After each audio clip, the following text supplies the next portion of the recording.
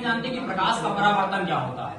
प्रकाश का परावर्तन क्या होता है तो प्रयोग करके देखते, क्योंकि जो प्रैक्टिकल करते हैं तो उस चीज का जो प्रेक्षण निकलता है वो अलग होता है, और जो केवल ऑब्जर्व करते हैं माइंड से उसका प्रेक्षण अलग होता है। देखते क्या करके देखते हैं। मानते हैं हम प्रकाश की किरण कहाँ से डाल रहे, आनंद से डाल रहे हैं, और ये क्या आपका दर्पण है, ये क्या है आपका दर्पण है। और याद रखना एक और पॉइंट आपको समझा रहे हैं यहाँ से, ये दर्पण तब तक नहीं होगा जब तक कि एक भाग को पॉलिश या कलई नहीं करेंगे। जब एक भाग को सिल्वर से पॉलिश कर देते हैं तो क्या हो जाता है, एक भाग हमारा कलई कर देते हैं तो दूसरा भाग परावर्तक पृष्ठ बन जाता है। कौन सा पृष्ठ बन जाता है? अगर इस भाग को पॉलिश ना करो तो कांच रहेगा, क्या रहेगा? तो दर्पण तब बनेगा जब एक भाग को क्या कर देते हैं, पॉलिश। जब एक भाग को पॉलिश कर देते हैं दर्पण बन जाता। तो एक भाग जो पॉलिश की उसे कलई भाग बोलते हैं, और जिस भाग पर हम परावर्तक प्रकाश को गुजारते हैं उस भाग को परावर्तक पृष्ठ के नाम से जाना जाता है। किस नाम जाना जाता है? आइए इसी परावर्तक पृष्ठ पर हम क्या करते हैं, रिफ्लेक्शन अप्लाई करवाते हैं। मानते कोई प्रकाश की किरण है, कहाँ से आ रही है, आनंद से आ रही है। मानते इस पर मान रहे हैं तो देखो कहाँ पर आ रही है, प्रकाश किरण सीधी रेखा में गई ना, और जाने के बाद इनके सर पर आई नहीं आई, तो क्या हुआ, प्रकाश की किरण एक, देखो क्या इसकी परिभाषा क्या बनेगी, अनंत से आने वाली प्रकाश की किरण परावर्तक पृष्ठ पर जा करके तो क्या होती है, उसी माध्यम में क्या हो रही है, वापस आ रही नहीं आ रही, सीधी जा रही है, और उसके बाद माध्यम नहीं चेंज हो रहा।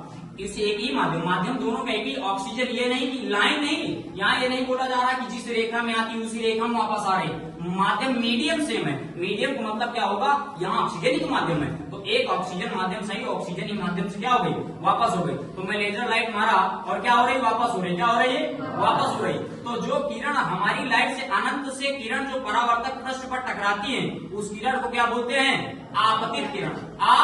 आने वाली पतित माने किरण, तो आने वाली किरण को क्या बोलते हैं, आपतित किरण। और टकरा के परावर्तक पृष्ठ से जाने वाली किरण को क्या बोलते हैं, क्या बोलते हैं, क्या बोलते हैं। अच्छा एक और बात, यहाँ से आप देख पा रहे हो क्या आपतित किरण और परावर्तित किरण दोनों का बिंदु अलग है, नहीं है ना, दोनों के बिंदु क्या है, अलग है। और इनके आपतित किरण और परावर्तित किरण के बीच एक लंब खींचा जाता है, जिसे क्या बोलते हो, क्या बोलते हो। अभिलंब दो कोणों को दिखाता है, एंगल आई और एंगल आर। एंगल आई को क्या बोलते हैं, आपतन कोण, आपतित आपतन, आपतन कोण बोलते हैं, क्या बोलते हैं। एंगल आर को क्या बोलते हैं, परावर्तन कोण, क्या बोलते हैं।